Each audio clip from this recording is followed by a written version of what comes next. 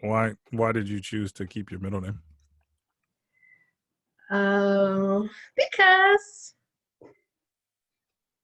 I feel like my whole career has been Austin, Mm. so I decided just to hyphenate it. I mean, I got my master's in Austin. That's just always been my name. Yeah, So I felt like you're keeping a part of you, sure. not like erasing. You're just adding to. Do you think that's like a societal pressure for women to take men's last names? No, No, no. really? That seems like something I would hear about. Like, no, I'm not taking somebody's last name. Hmm. I think it's more of a cultural thing. I think it depends on the culture in which you grew up in. Mm. My parents, they never talked about last names or anything like that. Ziggy actually was the one more so like, you need to take, like, it took me like a year to change it. Oh, Because really? I was like, I don't feel like doing all that paperwork. Yeah, But finally, in the hospital after I had the baby, yeah. the doctors kept saying, like, I was So, like, oh. So after that, I had to change my name. yeah, I still say Brittany Austin in my head when I'm thinking, Yeah, oh, Brittany Austin. Yeah, yeah, yeah. Like, yeah. I have a I hard, think too, because people are getting married much older now. yeah, So it's also like I've been in Austin for like 30 something years. It's yeah, not like back in the day you get married at like 17 and sure. That's a good point. or it means more too, like you're marrying into like a royal family or something. Mm. Well, you didn't marry into the royalty of the Cooks? Um, they don't have like they don't have like real titles like dukes and princes or nothing. Oh, I was just being funny. Hmm. Well, yeah, I think we talked about that before. How was that? Was that an easy process for you? Like getting married? Um, no. I Yeah. think because I'm a therapist, I always felt like whenever I got married, it had to be for the right reasons. And I was in no kind of rush at all. Like I had no time limits. I was like, I'm sure I will one day, but whenever it happens because I'm not going to just be rushing. I was like, I can have a big old party and a wedding, but Sure. like the marriage part, Yeah. like being connected to somebody like forever, like I can't just dip out whenever I want. Yep. So I think I probably chose to like take a real step back and wait longer Yeah. to get married. And then when I did, I was like really nervous. Like, am I making the right decision? Is this what I'm supposed to be doing? Like, Hmm. such a commitment. Uh, So, was that kind of were you unique in your friend group? Because I think there's a lot. Yeah, like I don't understand the complexity of getting married mhm, from a woman's perspective, but I could see where that mhm, that is a societal pressure to like find someone, right? And yeah, that being that providing so much value in your mhm. in, in your social circles or how you maneuver through the world. So did you see that as like something different than your friends? Were you seeing friends like, Mhm. oh I yes, was not the norm, okay, especially in Atlanta and going to Spelman. Most of my friends want to be married with kids by 30. And I was like, what's that about? yeah, I didn't understand it because that's not anything I ever thought about. My parents never put that kind of pressure on me ever either. hmm, They're like, go to school. The biggest pressure was go to school, get a job so you can support yourself. sure, They never put pressure on me to get married. So I have friends who are like depressed now because they're past 30 and they haven't been married. They don't have kids, and they feel like, what am I doing in this life? Um, so I wasn't the norm in my friend group that I didn't want to get married so fast, and I was not putting the pressure on, and I didn't know whether I wanted to have kids. hmm, So, yeah, no, I mean because it's just just so much stress and time and money, and like that's such a commitment. Like you're responsible for somebody's life. Like yeah, I think people get caught up in the idea of marriage and children, mhm, and sometimes don't understand the reality. yeah, And since I'm a therapist, I think I understood the reality. So that's why I was different than everybody else. I'm like, do you guys understand like what you're about to get into? This is not just like a fun free for all. yeah, Like this is serious. hmm, hmm, So I have a couple of friends who are feel very depressed, and sometimes they tell me that I don't understand, Yeah, but I also tell them like I think that you're putting this pressure on yourself, sure. you know. What now are these friends are any of your friends also therapists or are you the only one? I'm the only one. I have a friend actually who's gone back to school to be a therapist. Oh, great. Hmm. What kind of therapy like what program is she going? What track is she going? I think she's trying to be a licensed professional counselor. Okay. She's in New York. Hmm. So she started actually in the entertainment industry working for HBO. Okay. And then she had a lot of kind of hiccups or like misfortunes in her life that's kind of derailed her career path, and she wanted a huge switch. So she actually just started going back to school to be a counselor. Well, I would say that's probably, working in that industry in some way, shape, or form, you see a ton of mental health issues, right? I mean, just the Hmm. nature I'm of, sure. of And people with unresolved trauma, and they take that out on everybody else. Mhm. Hmm. So she went to New York, and she's in New York right now, Hmm. like New York City. Well, right outside in Jersey, right across the bridge. Oh, okay. I was But just, she was working at HBO in New York. But uh, when she left them after like 12 years, oh, she damn. moved over to Jersey, closer to her family. Yeah, that's interesting. I think there's a lot of that. There's probably more of that happening right now as we've been in quarantine, and Hmm. where people have had arguably too much time to reflect on their life, Hmm. and, and really don't have anywhere to put it, right? But I do think, Yeah.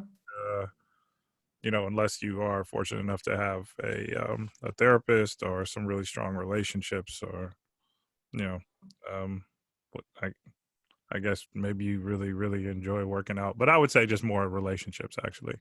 Hmm. But yeah, I think there are more people who are coming to this realization of, not only is the job you're doing such a huge part of your life in terms of like time Hmm. and energy, similar to what you're talking about with marriage and children. Not the exact, Hmm. it is such a time constraint, right? Or not time constraint, but yeah, Commitment. commitment. Yeah. Um, yeah, I think people are also starting to realize that it is possible to go do what you want to do Hmm. and see the value in doing what you're like doing what you love. Yeah. It's it's it might not pay you an astronomical amount of money, Hmm. but I do think there's an opportunity, especially now as we like see a more flexible kind of work culture in terms of Hmm. home and like maybe doing working a couple different gigs as opposed to like this Hmm. traditional way of working a job for 30 years, right? Like that's crazy Yeah. that your friend was working for HBO for 12 years. Like that's I a know. long time. That's a long time for our generation. Yeah, like 12. Yeah, I can't imagine working anywhere for I 12. know. When I left Atlanta, I realized I was at my last job for 7 years. I was like, I've been here 7 years. That's crazy. What That's was the longest job I've ever had. what was the last job you had? You're similar to me. We both talked about this, having just like I've had experience in so many different type of jobs. Hmm. And I remember you were saying that you were like a waiter and like a bartender in college. Yeah. But what was the job in Atlanta? Was it for like a women's shelter or? Hmm. It was an inpatient women's treatment center for women struggling with addiction. Mm, And they could bring their children with them, up to 3 children under the age of 12. So mm, I was the program coordinator there for 7 years. mm. What was the yeah, what was kind of the, I don't know. The Well, hardest part, no, not the hardest part. I was actually thinking about substances. What were the substances people were struggling with the most, or that you found to be the most frequent? yeah. Well, a lot of times it depends on the demographic and where they're living and where they're coming from. So a lot of rural areas, people are using meth. Hmm. In the city, it's still alcohol, cocaine. and pills, a lot of pills. Like, You oh, don't see, I mean, you see heroin, but a lot of times people have switched to heroin because pills get so expensive. Pills are like $20 a pill. So if you don't have money or some kind of income, it's hard to maintain that. Heroin is much cheaper. sure. I mean, usually people start off with cocaine, like as a party drug, and then move to crack because it's cheaper when Yeah. they get addicted. So it's meth, alcohol, cocaine or crack, Nope. a little bit of heroin. Nope. You rarely see people come in for marijuana. Yeah. Um, you rarely see people come in for like psychedelics Mm. either. Mm. So yeah, that's interesting. So what were kind of the what were the things that you found out were like almost inevitable? Like when someone would come in, you could pretty much Mhm. guess like, oh, you're probably in this circumstance or these set of circumstances, whether it's like dealing with homelessness or Mhm. um, as you Well, it was a nonprofit, so most of all our clients were homeless or going to be homeless. okay. So that's a very different clientele than what I deal with now. Oh yeah, absolutely. So the clients in Atlanta were very different. A lot of them, it was their last chance to get their kids back or keep their kids. Mm. Um, Like so it was very different and mm, at times very difficult because addiction is such a selfish disease. And that's also why I wanted to put off like getting married and having kids because seeing these women bring their kids to treatment yeah, and being so selfish was very hard. I was like, there's no way I'm going to bring a child into the world and not be able to take care of them or be prepared to give them love and affection. yeah. Um, but that's the nature of the disease. It's hard to see. I think the only difference in whether somebody's going to recover or make it is if they want to. Hmm. They have to be willing. That's it. Yeah, People who are willing to do anything to change will change. sure. Right? People who just need to stop over or they don't care or it's not that serious to them or they don't even think they have an addiction. Like by the time we got to our treatment center, it was 6 to 9 months inpatient.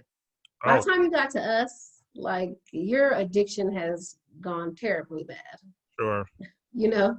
Yeah. Um, That's so that's interesting because I'm thinking, with it, I like to think that a lot of our struggles come from like a lack of relationships, right? Before we got to mhm, substance abuse, before we got to whatever addiction it may be, we were searching. We didn't have a support system that kind of like checked us, or we felt that we could be like comfortable with, right? mhm, Oh, you know what? I think I might have a problem, or there's someone around who might notice that there's something, right? yeah. Not to say all the time though, right? Because you can easily hide an addiction. Oh yeah. Yeah. Especially if you have the resources to hide Right. and a lot of enablers. Mhm. You can definitely hide an addiction for a long time. And some people do. Even people that came to our treatment center, they might be on their third or fourth kid before people are catching up with what they're doing. Um, Or I'm so, thinking in and the I agree with you. I do think addiction stems from trauma. yeah, And a lot of times people think trauma is like sexual trauma or physical abuse, but trauma could also just be neglect yeah, and not feeling like they belong. mm, And yeah, people often don't think about that as trauma. They think it has to be some like big event. But it doesn't have to be a big event. It could be small events over time, mm, like parents not showing up, or people never telling you they love you, or mm, being bullied at school. Like that always makes people feel less than, mhm. unworthy, and when you're high, that makes you feel good. So I definitely think addiction stems from trauma.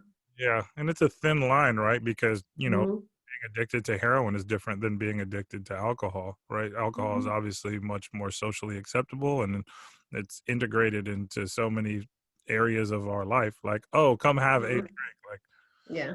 like no one. I don't know too many people that are like, come on over, let's do some heroin. You know what I mean? Like, Yeah. Yeah. uh, But addiction is addiction, though.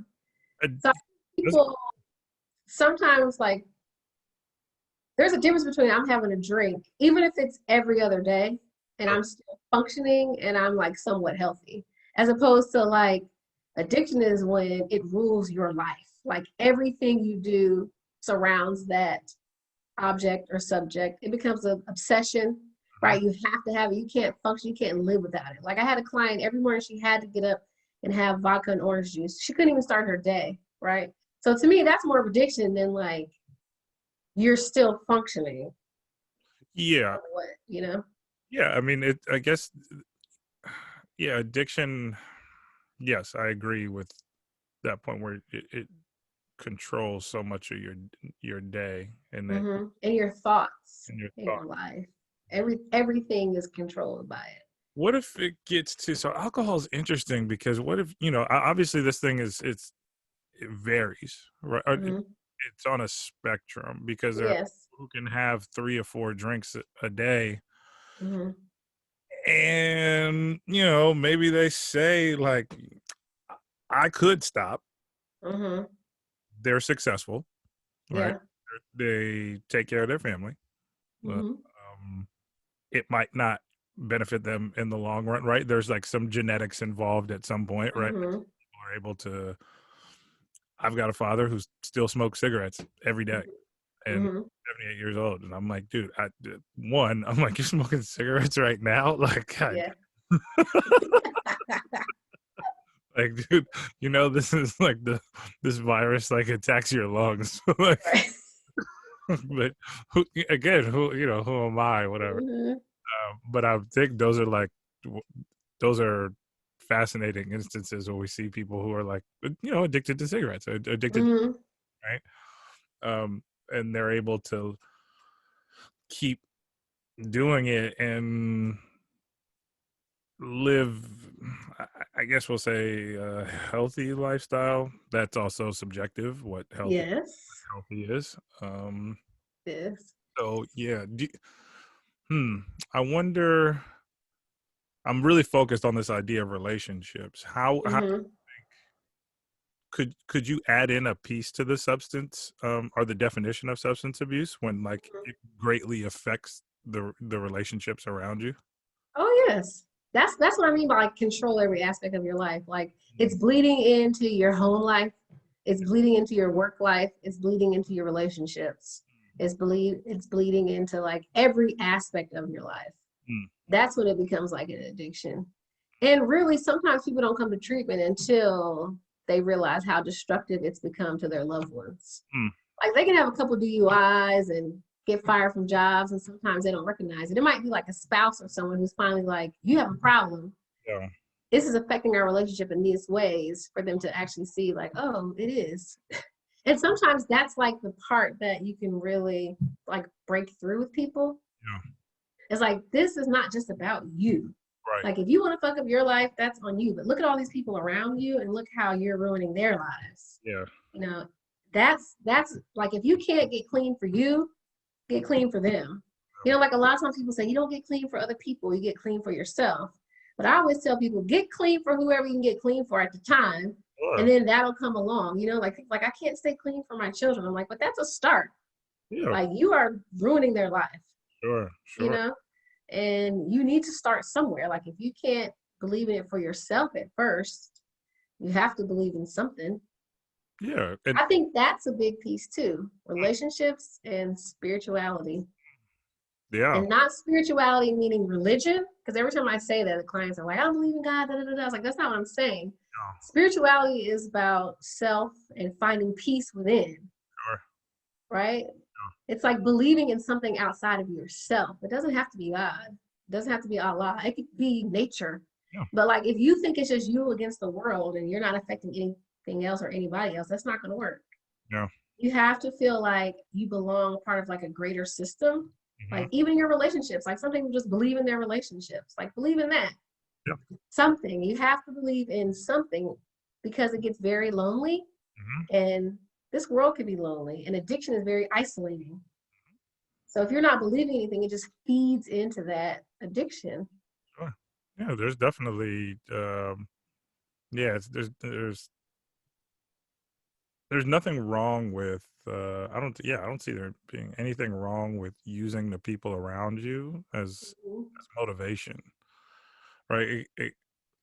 The more I heard you talk about it, it makes me think of this kind of individualistic approach that we often use, like, "Oh, well, you gotta do it for you," and I'm like, "Well, yeah, sometimes, that's not gonna work."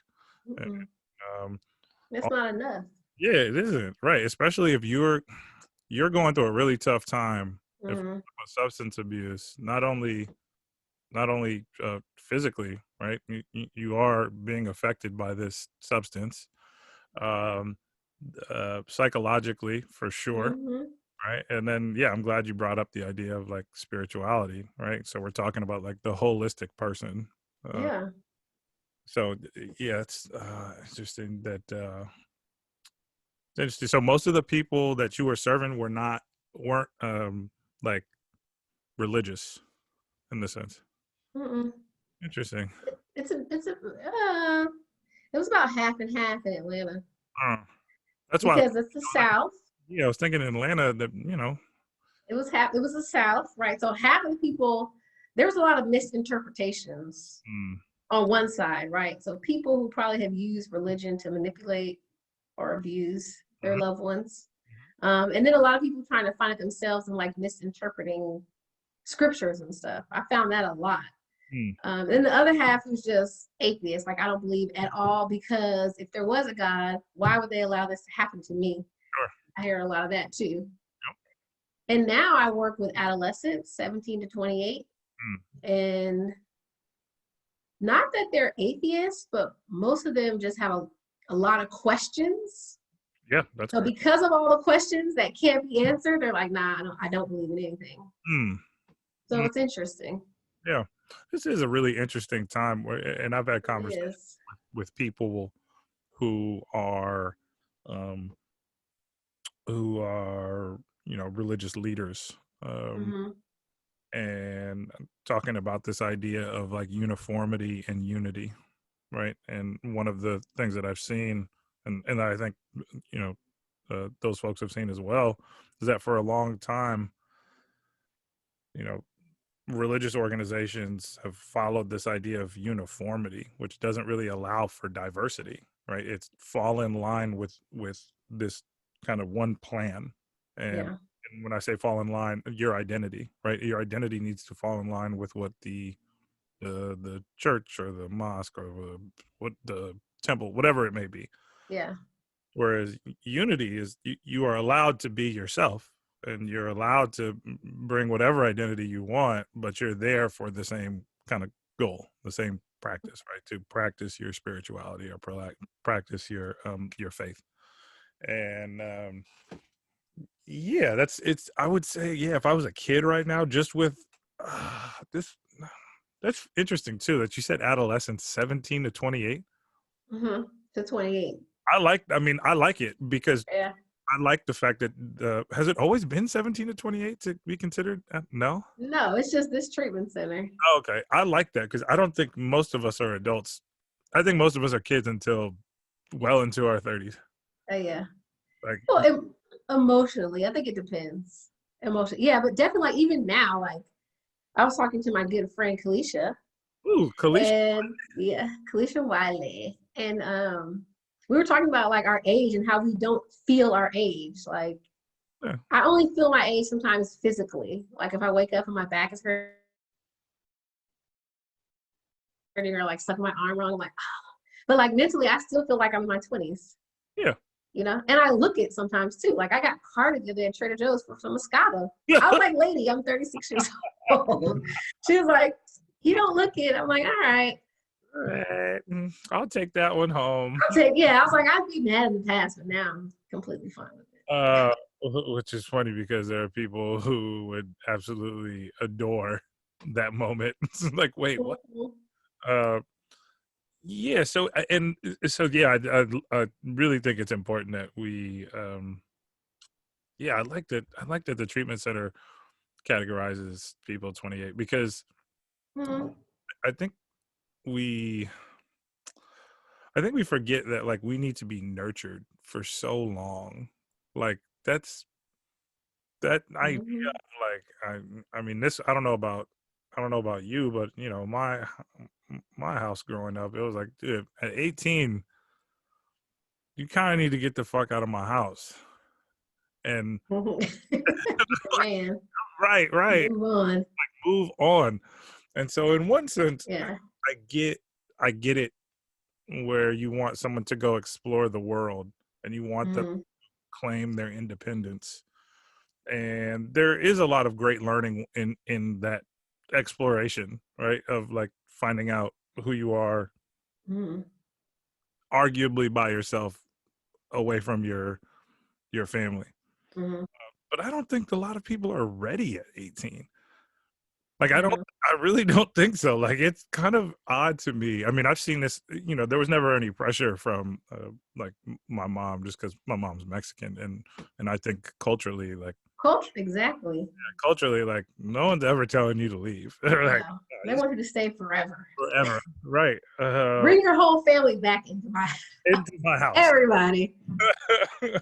But yeah, so I think it's fascinating when you know, I see it more and more working with high school students now where, they're preparing to leave Yeah. college and thinking about what that's going to be like. And as a coach, I only see them for, a couple hours every day. Mhm.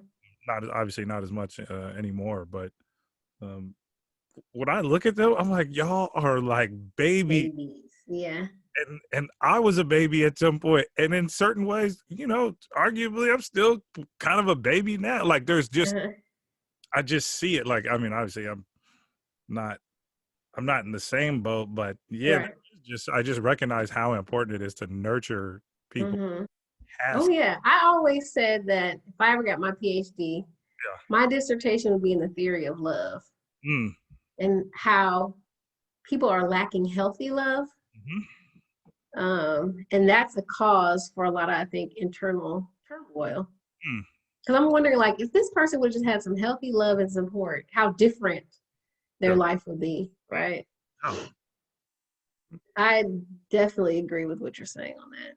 uh, Because I find that in anybody I treat, yeah.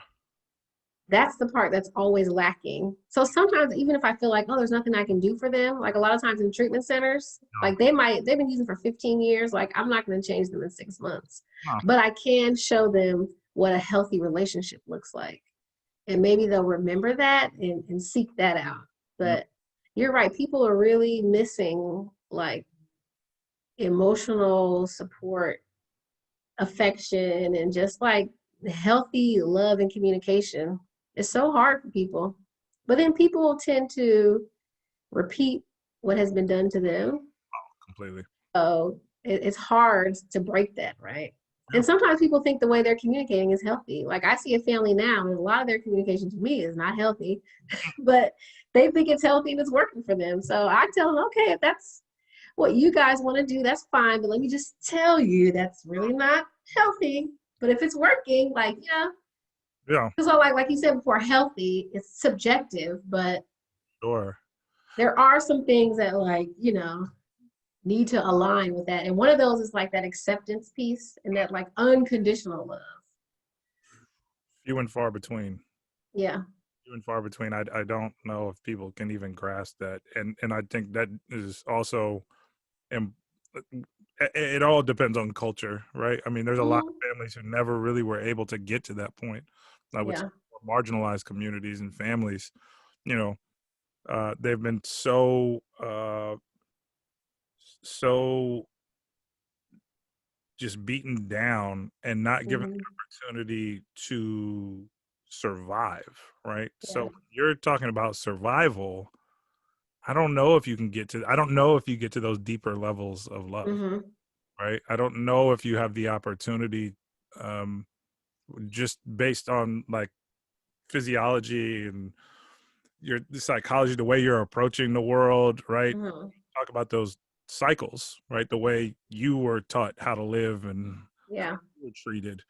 I see we see that in our parents. We see that in probably we see that in the ourselves, right? It's Hmm. inevitable that you're going to carry on some of those. Like it, Hmm. some of that stuff, some of those things are going to be hard to break away from. But Yeah. but it's obviously it's possible to take to change. It So takes work though. talk more about the work. I have this conversation quite a bit because I love people who do the work, and I Mhm. have an understanding of what the work is, and it goes back to what you're talking about, like that inner exploration, and figuring out who you are in relation to the world. Right. Yeah. That's actually the first step in healing from anything is self-exploration. Um, and a lot of people think that if I fix these things around me, that'll fix me, but that it doesn't really work that way. Mm, Like you have to fix you first, and then all the other stuff will just start falling into place. mm, So a lot of times, I think people are scared to be that vulnerable and to really have to look at themselves because if I look at myself and I find something, I have to fix it. mm, And how am I going to do that? Or that means I'm broken. mm. And sometimes people don't like to accept that part either. But you have to do the self exploration before you can do anything else. Because without that, then you're kind of creating a facade. Mm, Like you're looking for things outside of yourself to fulfill you. Actually, that's called codependency. It doesn't work right. because then you're always altering who you are for whoever's around you or what is around you Mm. instead of like being truly authentic to yourself. And eventually that's very exhausting Oh, yeah. and people have breakdowns, Yeah. right? Yeah. Mm-hmm. So, how do you get to that place? I only know about my own experience, right? And I tend to think you need to lose something. Something needs like you need to lose something. And always go back to relationships, Yeah. right? Something's changed where it finally dawns on you, and Mm-hmm. I can't take that back. I don't want to make it seem like it's always an aha moment, right? It's a Mm-hmm. moment, right? It's where you're starting to kind of understand, like, you know what, like I'm not living like I want to. I'm not getting Yeah. what I want. I see a big term for people is the uncomfortableness. Mm, Like when I went to therapy for a long time about the relationship with my mother. mm, And it became a point where it was uncomfortable. And it was either I'm going to go to the left and not have a relationship with her, I'm going to go to the right and try to have one. And I think a lot of times that's the turning point for people in therapy. Like something is really uncomfortable yeah, and they want to change it. yeah, And it's not really until that point that and it could be a loss or it could just be a feeling hmm, that people begin to change and want to do the work. And the thing about me too is if you do therapy with me, I'm going to make you go deep sure, because I am in the business of helping you heal and change. yeah, I've not taken on clients because I know they're not going to do any work. yeah, And I don't want to just sit around and not do work.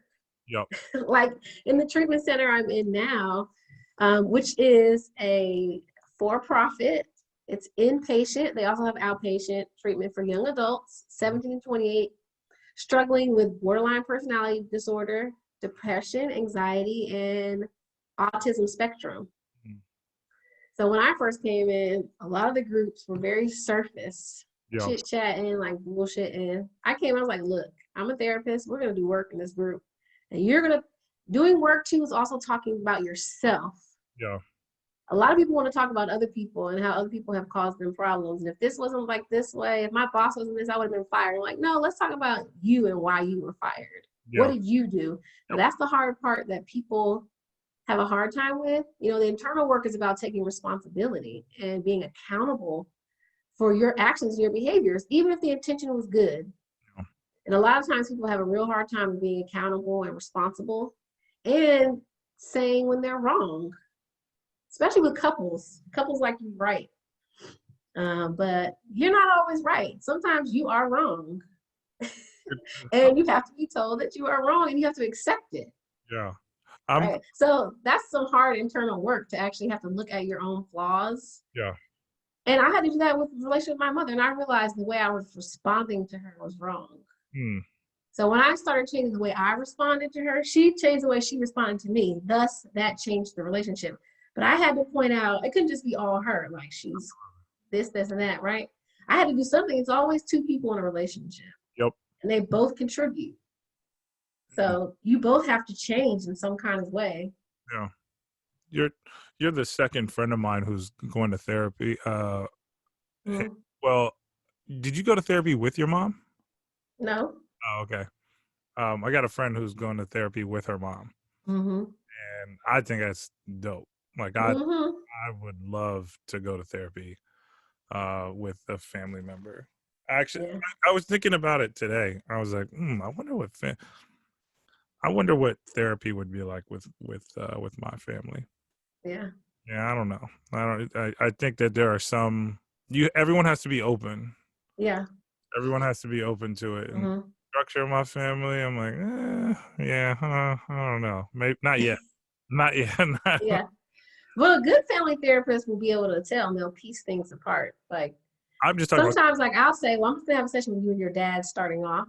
yeah. And then I'll do you and your mom, and then I'll bring you both in. Or then I'll just have, a lot of times I'll have individual sessions with parents. Like now, I'll start with the parents first before I even do everybody. Yeah. One on one. And sometimes the biggest thing is people need to be heard.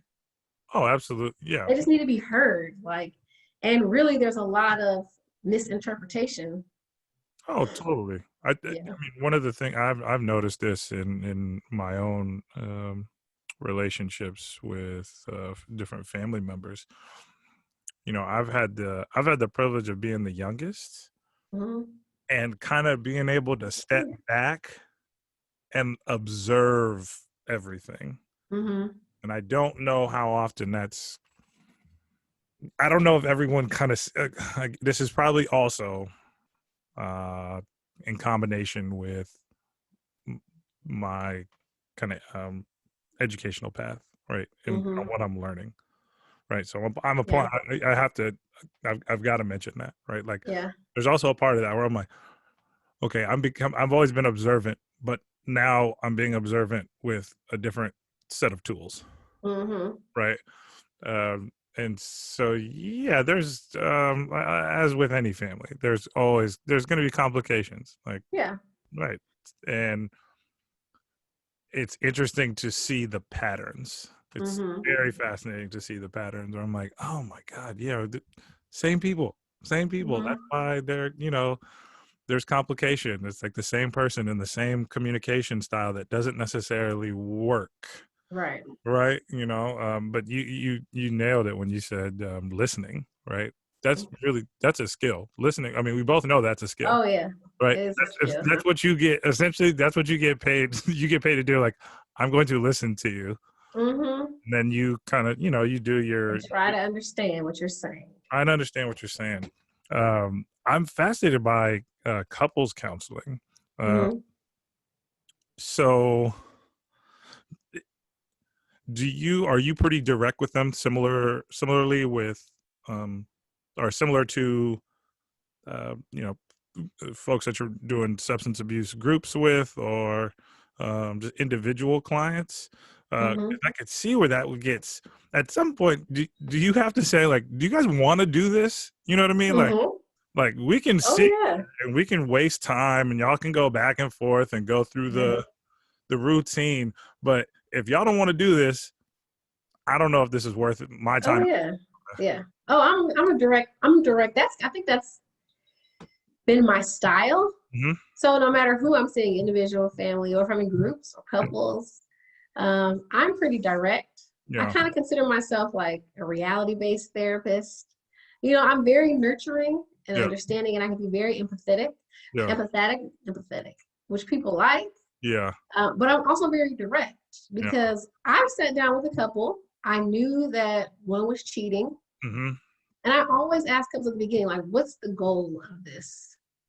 Like, Yeah. what is your goal? And I have to make sure their goals align. If their goals don't align, then we can't do therapy.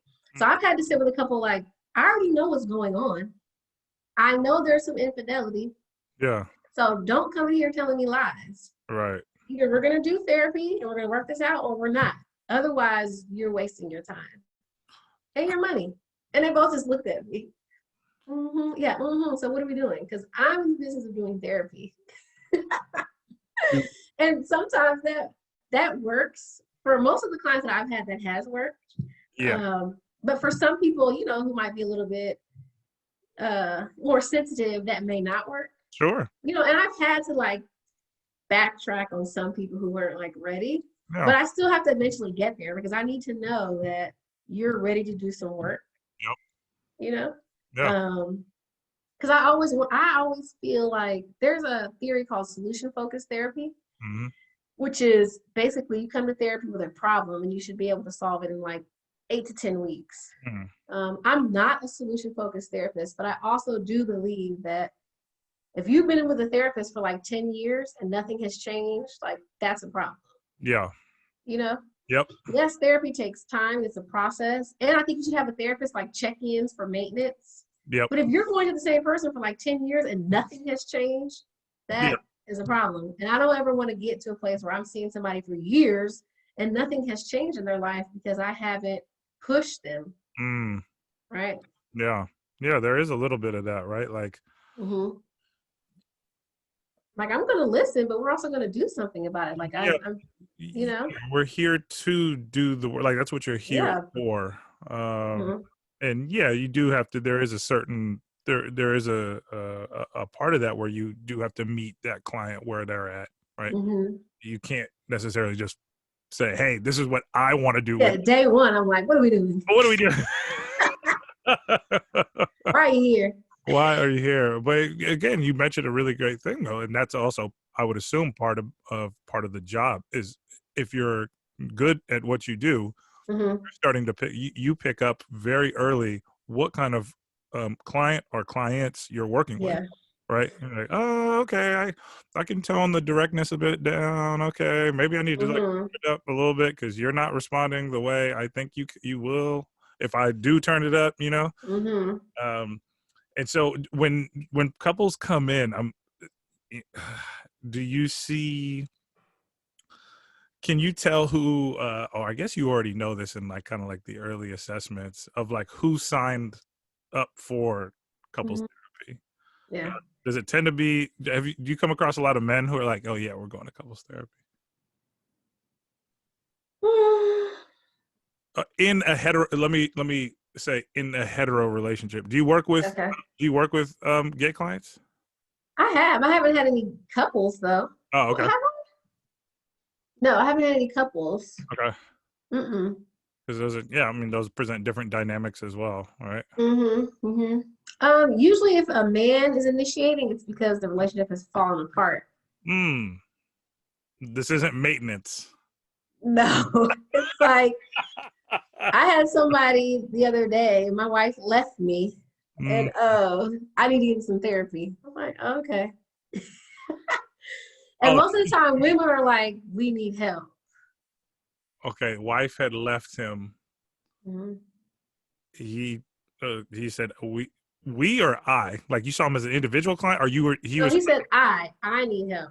Oh, you need help. Okay, okay. She's left me and I need to figure out why pretty much. Which Ah, was pretty cool. He wanted to do some introspection, which was nice. I think that's beautiful. Yeah, Yeah. specifically when we talk about you know, black. This is blackmail. He sounded black. Oh Lord, here we go. What is what? I was gonna ask you. I was like, I was gonna tell you to repeat. Well, the reason I say that is because sometimes I ask people, like if people find me on the internet, Yeah. I ask them what made them want to start services with me. Hmm. And one of the things that he said, I wanted somebody that looked like me. So I assumed, Pretty telling. yeah, That's I assumed he was black. sure. Yeah, That'd be fascinating if he was white yeah, and he was like, yeah, we look like yeah. you Hmm. like, oh, that's a different type of that's a different type of therapy. That's Right. a different conversation we're gonna need to Yeah. have. The interesting thing is though, he never started with me. He never started with you. What He do you? Of never started therapy. So like I'll do a consultation. People reach out to me and I'll talk to you for like 30 minutes or so. course. Um, but sometimes people are like scared. Like, Yeah. like it's like a leap of faith and then to go do it. Cause I was scared of therapy. Actually, I didn't go to therapy until my professor told me, you have to go. I'm gonna fail you. I was See, like, that's what it should be. yeah. That's what it should She was be. like, how are you gonna do therapy and you haven't dealt with your own issues? Yeah. and you haven't even experienced it. I was like, yeah, but I'm fine. My family's like the Cosbys, blah, blah, blah. She was like, oh, okay. Oh, I'll Right. Looking back, I'm like, that's probably like the worst thing I could ever say. right. She was like, no, You're like, go to therapy or you're not going to pass this class. That was in grad school. And I feel like all grad schools should be like that if you're going in the counseling field. yep. Mm-hmm. You should have to go. So you can get rid of your biases. I think it'll weed a lot of people out too. Weed a lot of people out, give you, require you to not only work through those challenges or understand who you are, right? Because that's really important, understanding who you are as you enter the therapeutic space with someone else, Mm-hmm. right? And then also probably give you another perspective, right? It's a different perspective now that you're studying, right? Now that you're Yeah. in this path to become the therapist, right? And in many cases, and at the graduate level, and you already are, right? You're already serving Mm-hmm. clients. So this is just now. I guess you're just waiting to get the degree and Mm-hmm. the license, right? Uh, Yeah. that's interesting. That your professor, professor, you said my family's like the college. She probably went to like the faculty meeting, like we got another one. Right. We got another one. Yep, for Cosby. Right. um, She's so like, yeah, nah, you're going to therapy. so what? Yeah, what was that? I just had a conversation with some classmates of mine that were talking about, or that were curious about the mental health, um, the uniqueness of mental health on HBCU campuses. Mm-hmm. I was like, oh well, yeah. I mean, I had to like kind of go back to my undergrad experience, Uh-huh. and that wasn't necessarily that wasn't a conversation like I wasn't dealing with. Take Mm-hmm. that back. We were all dealing with it, but never really, there wasn't any conversations that I felt were happening. I do know that there were people struggling for sure, but that's interesting. One of the things that I do know is that even within our within classes, Mm-hmm. that that there was application within black community, right? Like most of the schools are even located in the black community, like the Mm-hmm. epicenter of They black are. communities. So I would say that the universities are so integral in the development uh, Mm-hmm. of the black community, right? So what was that like? Um, not only pursuing your graduate degree there, but in a historically black college, but also all women. Mm-hmm. And so where did that tie? Like, how did that tie into your academic journey? To become a therapist or just in general? Go with it. I mean, Okay. yeah. Well, first, I did not want to go to an all women's college. Mm. That was not my preference. I was like, I don't need to go to all, like, why would I want to do that? Oh, no. But luckily, Spelman Morehouse is literally across the street, and Oh, Clark Atlanta is basically connected to Spelman. So it was like all women's, but it was like everything was right there. And you could take classes at either one of those colleges, which was really cool. mm, Um, as far as helping me to become a woman, going to an all women's college was the best idea. And it was HBCU. So not only did it teach me about being a woman, but it taught me how to be a Black woman, how to be empowered by it. sure. It was interesting because Spelman's population is a lot of young Black women coming from predominantly white private schools, Yep. which I came from in high school. You know that, we went to high school together. So I thought the school would not be diverse when I went there. Yep. And actually, it's super diverse Yeah. because people from New York, Jersey, Chicago, even LA, Utah, Florida, Black are so different, Sure. right? Yep. And then even their backgrounds, some people being West Indian, some people from the deep South, some people being mixed. Like Yep. it was a lot more diverse than I thought, and it really helped me embrace, I think, the Black culture and all the different faces of Black culture. Hmm. I think society puts up this one thing like Black ghetto, that's it. And Yeah. that's not what it is at all. Like we Sure. are super diverse. Yeah. Um, so that really opened up my eyes to that, and it helped me be proud of who I was. It helped Yeah. me like really be proud of being like a Black woman, Mhm. and that all that I could do, because we had a lot of powerful Black women donating and coming to speak. Yeah. Um, like Oprah, Camille Cosby, like all these people coming to like speak to us because we're important, Sure. you Yeah. know? So that it's funny because when I first went to school, I wanted to be a doctor, a pediatrician. Mm. And I was psychology pre-med because I was always interested in what's going on inside people's brains. Sure. So I'm always like, why do people do what they do? Like I always wanted to know. Yeah. But when I started taking like chemistry and organic chemistry and biology, I was like, Mhm. say for me, I took the MCAT and I was like, oh hell no, this is not what I was thinking. I want to know like why people do what they do. Yeah. So for psychology, I took an elective called sex and relationships. Oh, dope. And we had to volunteer at a couples homeless shelter in Atlanta. It's Mm. actually the only couples homeless shelter in the Southeast. Mm. And volunteering there, I realized, oh, this is what I want to do. I Yeah. want to know why people are doing what they do, how to help them grow and change. Like, I want to know the psychology behind it, not the medical things, Right. Right. Right. Right. Right. you know? Mm. And then I realized, oh, so I started looking up different tracks for psychology. Because a lot of times people tell you, get a psychology degree, you can't do anything with it, which is not true. Like, I think past generations is like doctor, lawyer, nurse, teacher. Yeah. Like, no, there's the beauty about our generation, like you were saying before, is there's so people are realizing you can do so many other things and still make a living doing all these other things. Yeah.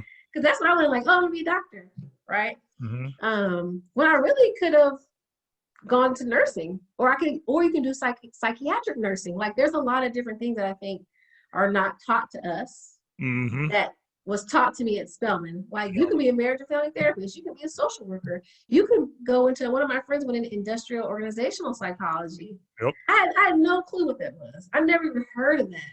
Sure. So, but I think because Spelman was a small Black, all women's liberal art college, Yeah. you're not just like a number, Yeah. Yeah. right? So, like, if I went to like a PWU and there's 30,000 students, I'd have to seek out people to talk to, as opposed to at Spelman, there's 2,000, Yeah. and the professors know who you are Yep. when you're showing up.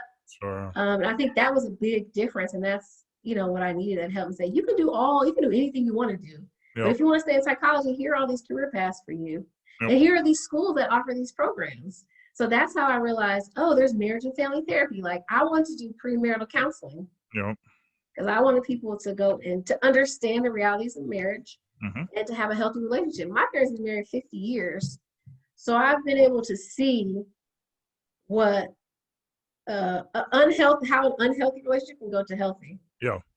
Yep. And I was like, I think people need to see that, and I think people need to know what it feels like to have family, to feel like they belong, to get some healthy love. Yeah. So, now this is one of the things that I've noticed as of recently, and this might not be new, but I'm Mm-hmm, seeing more and more specifically.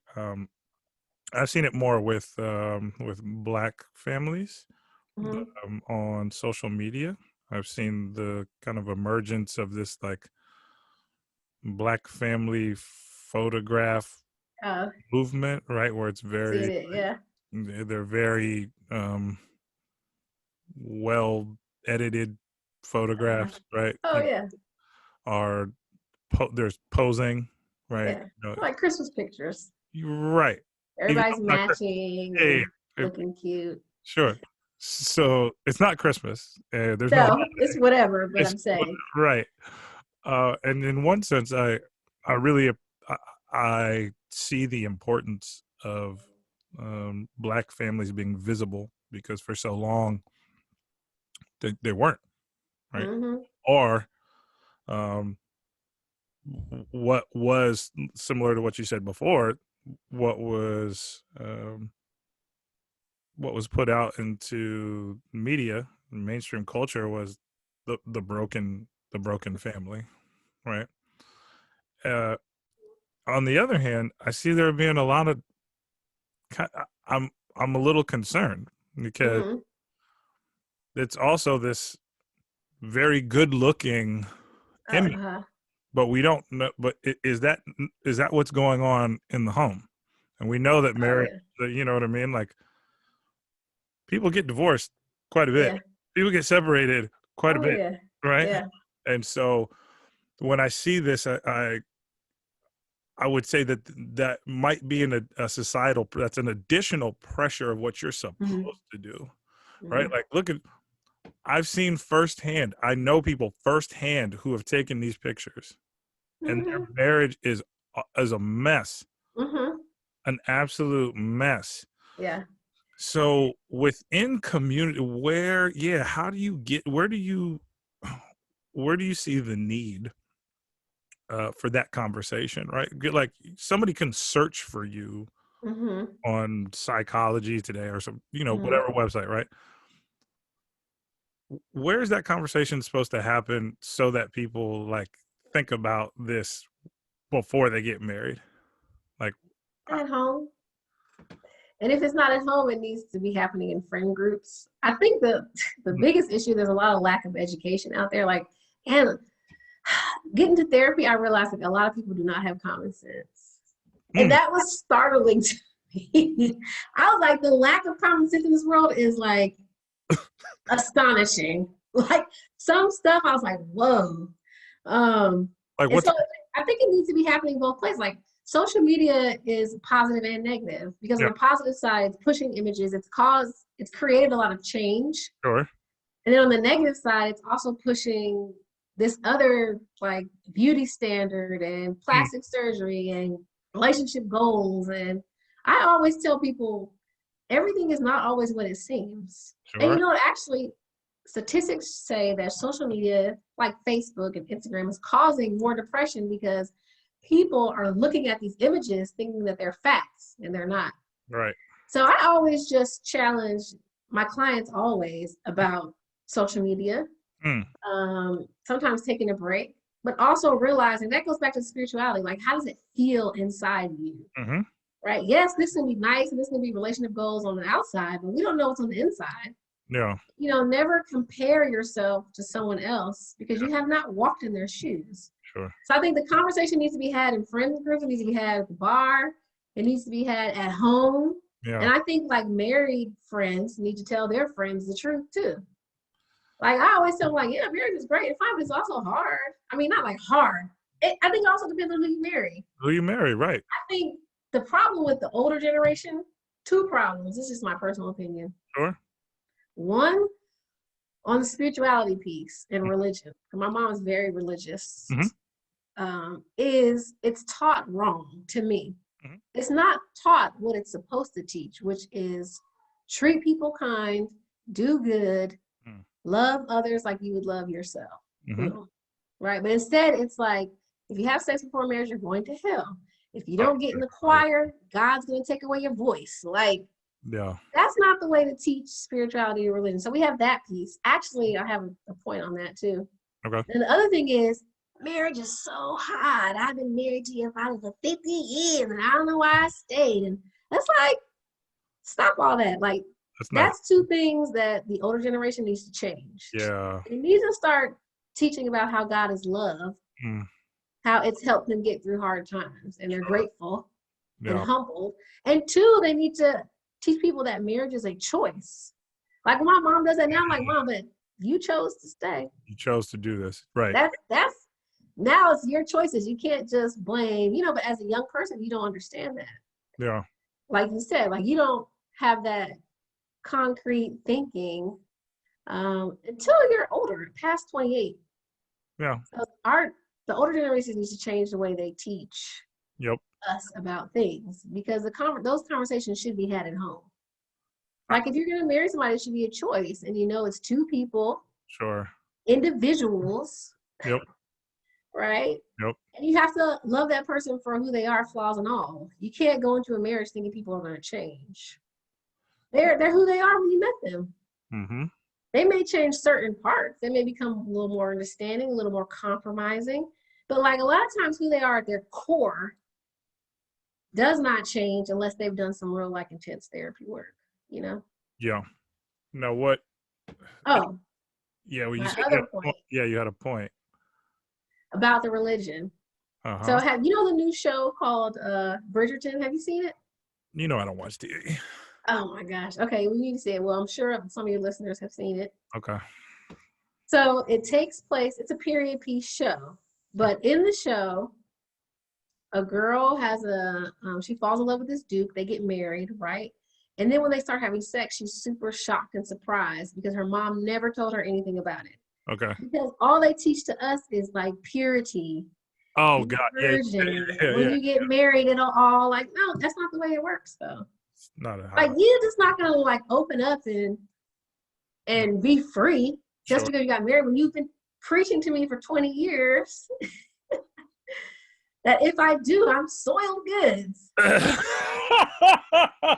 So the older generation, they need to do better with having more realistic, the world, Yeah. media, they Yeah. need to do better with having more realistic conversations with people about relationships and Yeah. how to make them healthy, not for them just to look pretty. Like you can be in a fat ass house on the hill and be getting abused. But people are looking at the house on the hill and the Chanel bag, and they're not looking at the scars, you know? I was So I gonna. think we're all guilty. People, so I always try to, and I guess because I'm a therapist, I like to be real with people and have these conversations. You know, I have a couple of friends who are divorced, Mm-hmm. and I try to just have like honest conversations with them, Yeah. you know? And I encourage people to just have honest conversation. Yeah. That's hard. That's It's very hard. hard. It is. Especially that's why I said that. Like, or we said, if you haven't done that work, then having those honest conversations with other people is really, really hard. Right? Mm-hmm. Have the conversation with yourself and be at that point where you're able to be vulnerable and hear something you don't want to hear. Yeah. Right. And yeah, this kind of this image and this not image. I was going to go back and kind of validate your point. You know, I don't like to. I'm not trying to point the finger at older generation, but I do think we should come uh, to an understanding that we're a different type of person. I think that a person now than 50 years ago, most people, like you said before, want to know why. It can't just be do this because I told you, Mm-hmm. right? Yeah. You need more explanation and more nurturing in that Mm-hmm. explanation, right? Like, hey, these are the complications that come with marriage, not even marriage, people, People. people, Right. like just people, like we can't even get to marriage yet. Uh, Right. and I know that's difficult. I don't want to make it seem like older people are just out of touch because again, if you go back, if we Mm-hmm. some cultures have been afforded that opportunity to explore relationships in a deeper way. Mm-hmm. Some people got married out of survival, like okay, if Mm-hmm. we do this together, which technically isn't a bad thing. Mm-hmm. It's not a bad thing at all. No. It's okay, we'll survive, but what does it take to do that? Uh, Yeah. and I've seen it plenty of times where I've just seen two people who don't like each other, like who Yeah. clearly don't like each other. Like, yeah, there wasn't any work after the marriage, right? Mm-hmm. And I would say that that's something that I see in I've not only heard but I've seen um, in kind of heteronormative relationships with men. Mm-hmm. When men get married, they're like, "All right, cool, I'm married." Yeah. All right, that's it.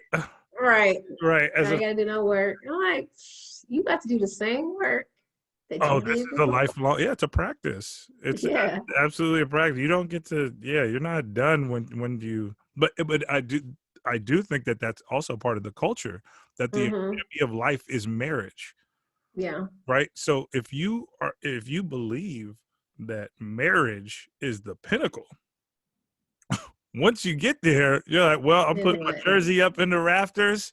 It's time Right. to light up a stogie and cruise. Right.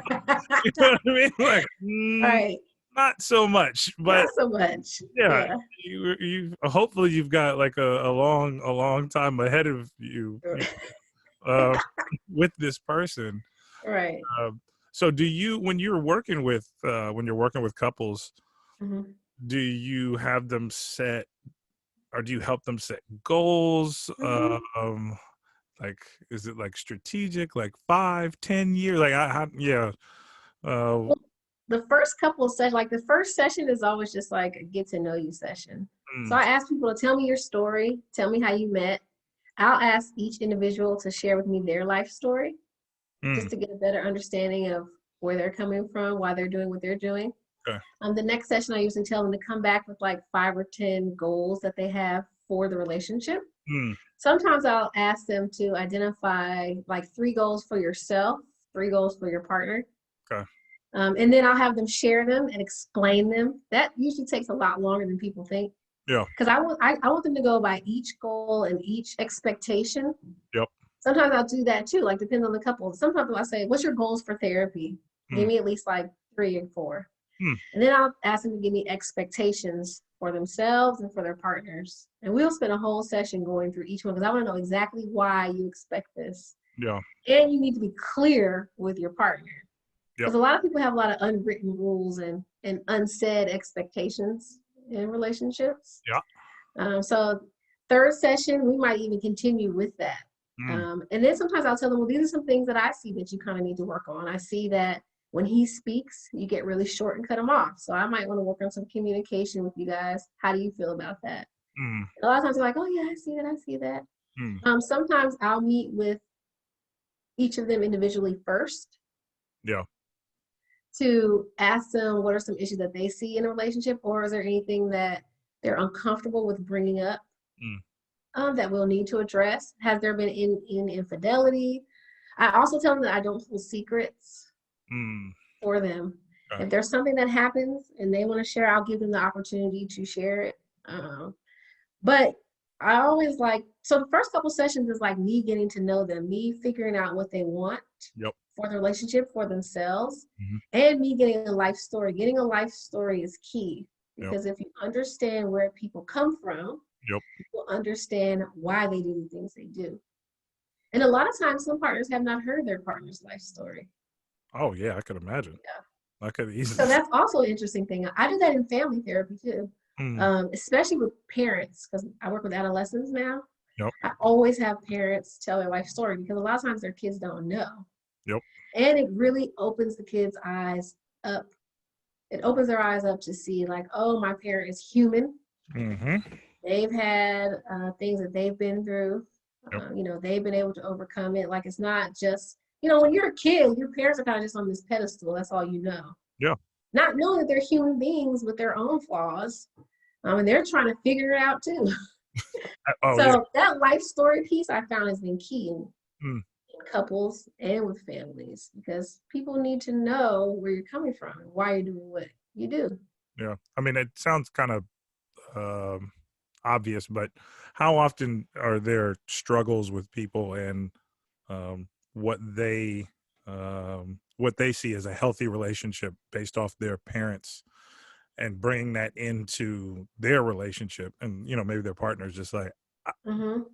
that's not healthy. That yeah, like, that's not working for me." Yeah, a Uh, lot of times. I mean, because a lot of people, like you said, like healthy is subjective. yep. Healthy love is subjective. Mhm. So some people think because my parents have been together for 40 years, this is what it's supposed to look like. And Sure. they can have some very dysfunctional communication styles. Mhm.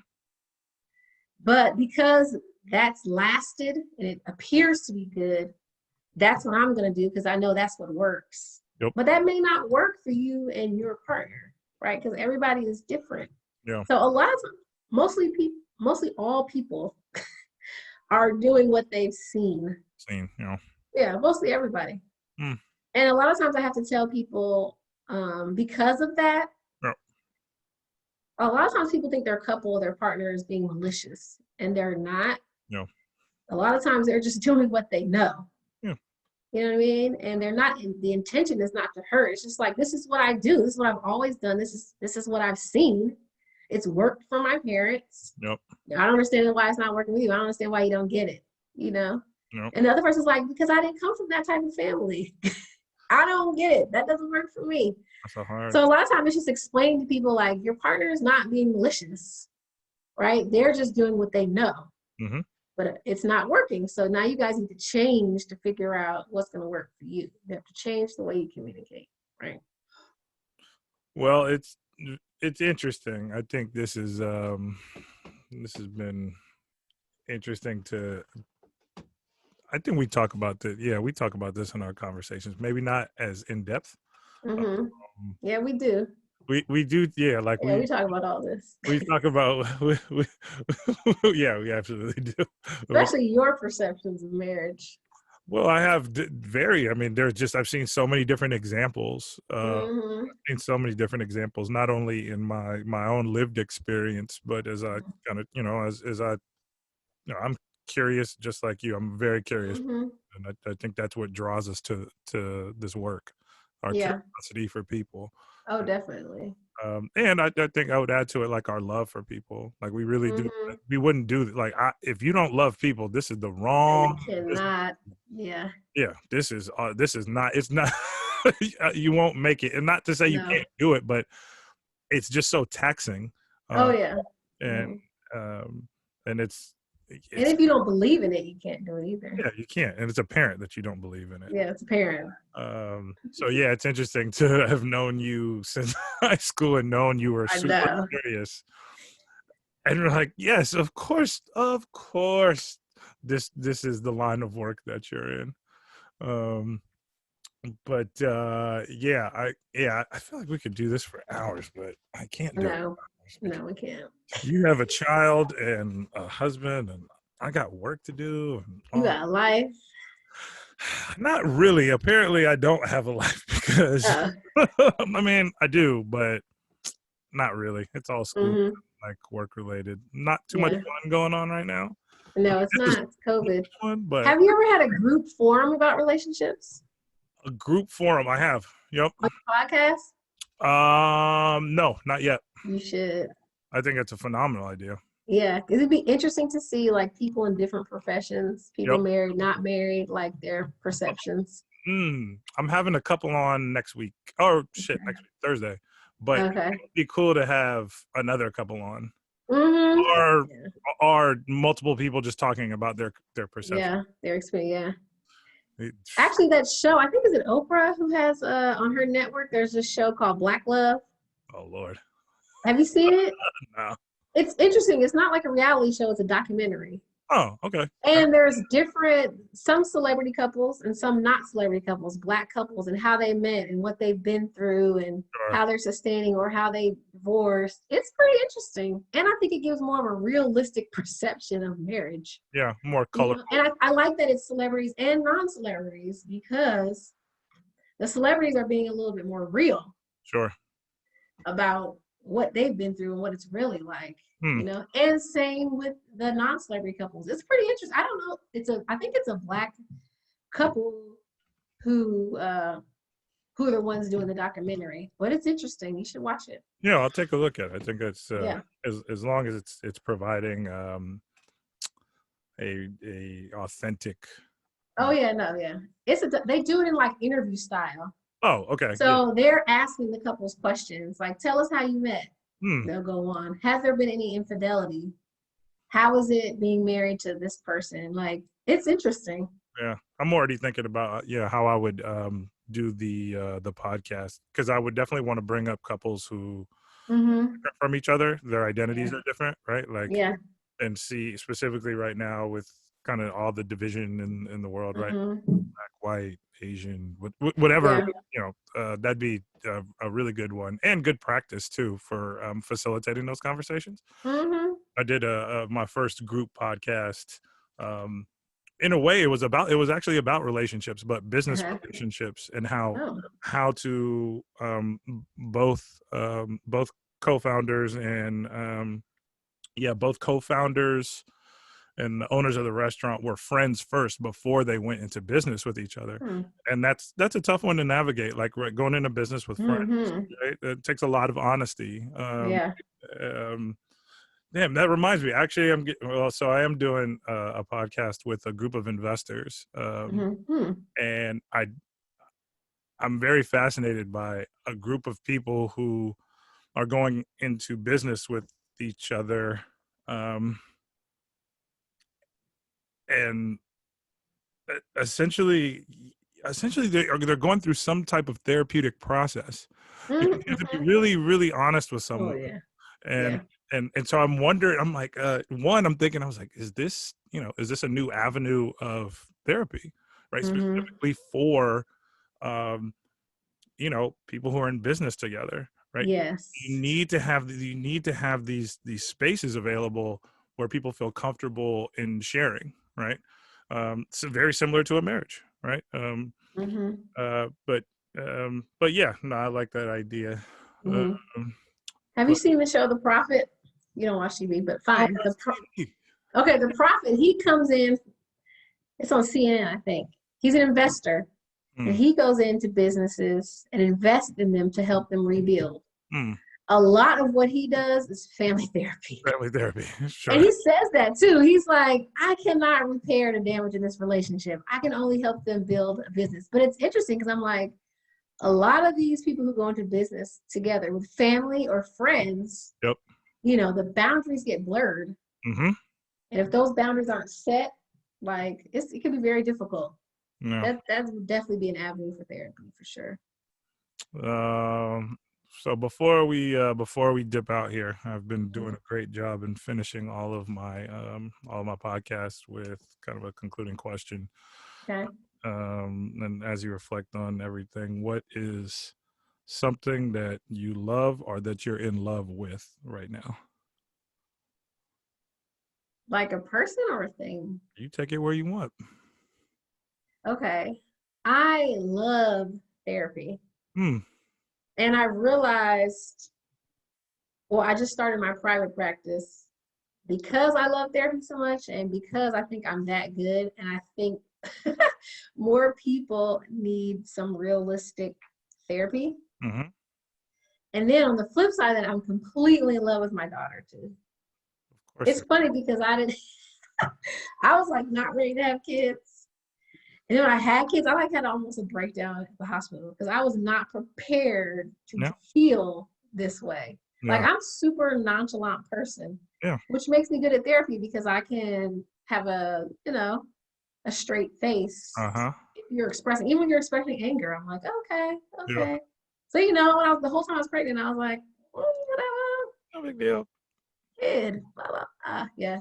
Then she came and I was like, oh my god. I was like, all this like emotion inside of me that I didn't even know I had Mm-hmm. Mm. came out. So I have two great loves right now. Therapy and Kennedy. Mm-hmm. Your friend. That is your friend. Yeah. Yeah. She's my little best friend. She is your Mommy, you're my best.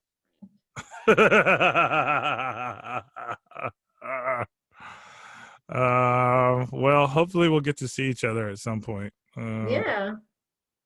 Sooner rather than later. Maybe I'll bring you in for the next podcast. Maybe we can Okay, cool. yeah, maybe yeah, my brain is starting to run where I'm like, oh, I wonder What could you do? Yeah. what could I do? All right. You can Well, come to LA too. We know some couples that are different than us. yeah, It'd be absolutely. interesting to see them.